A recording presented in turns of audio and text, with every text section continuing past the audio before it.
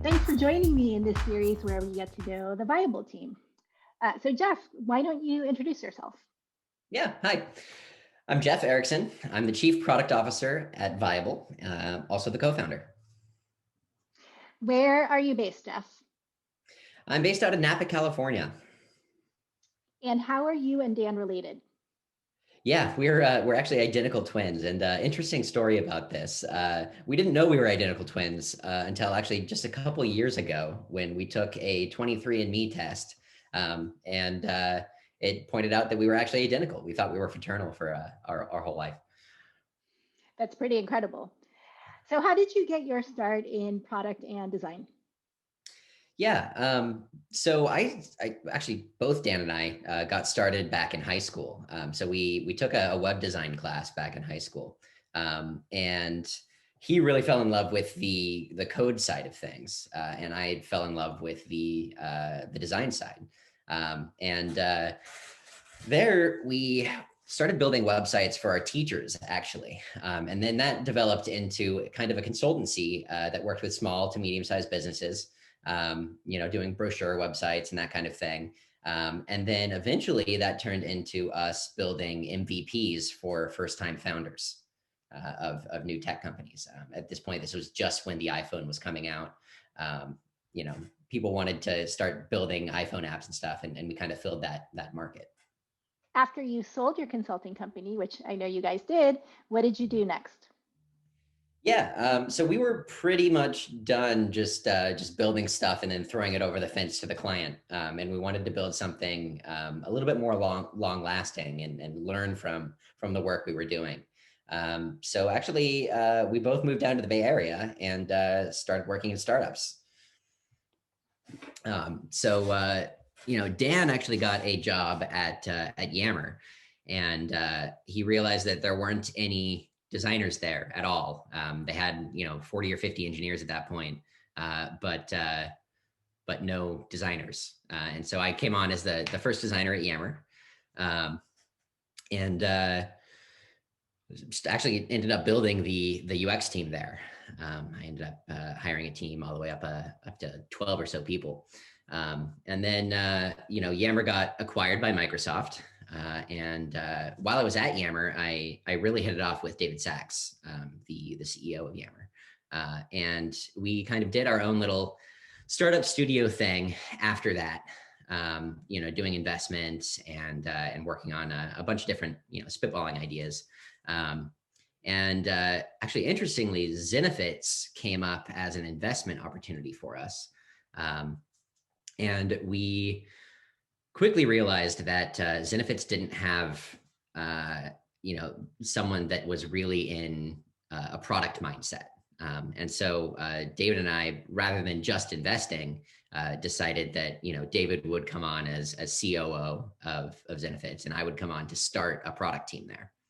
And actually, very, very quickly, I started and grew the product team there. I think by the end, if you include the front end engineers, the PMs, the designers, the copywriters, etc., we had a team up to like 57 people.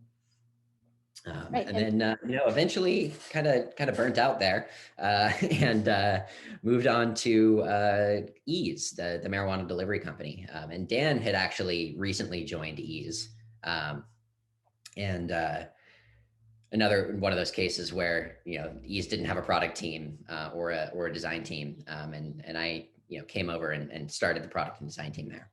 what made you want to start Viable with Dan?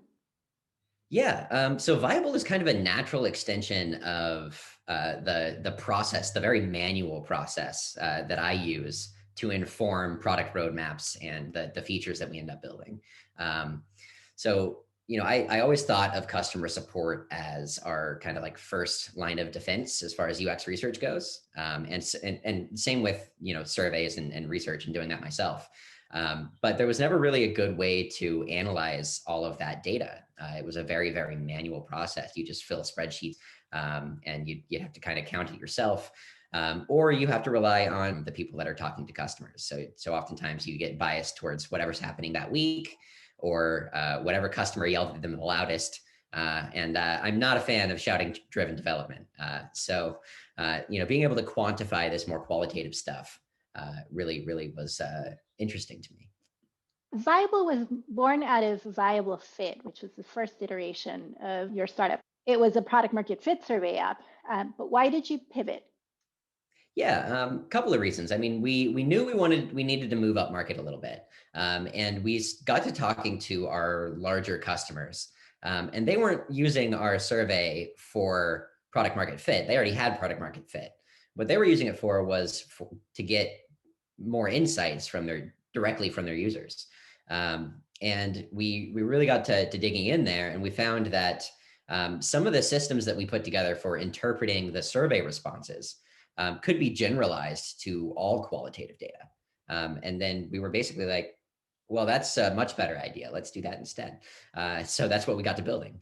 We built out a system where you can ingest all of your customer feedback, surveys, NPS surveys, that kind of thing.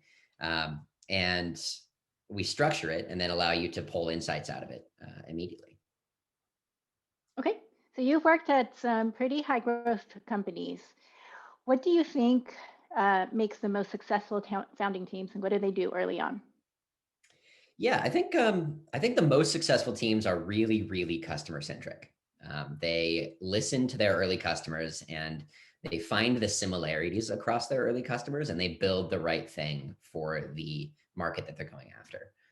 And they find that by staying very close to the customer. And they even build a culture around championing the customer, even more than the business in a lot of cases.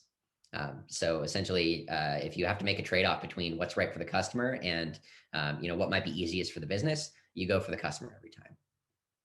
Okay. Now, what excites you the most about the work that you're doing right now? Well, I think that actually the last answer that I gave there kind of hits the nail on the head. Viable makes championing the customer really easy. And I think that that's really exciting to me is getting the voice of the customer out to as many companies as possible, so that they can be making the best decisions possible. All right. One final question for you. Name one book you would recommend. Shogun by James Clavell. All right. Thank you so much, Jeff, for your time. And that is a wrap for us. Thank you.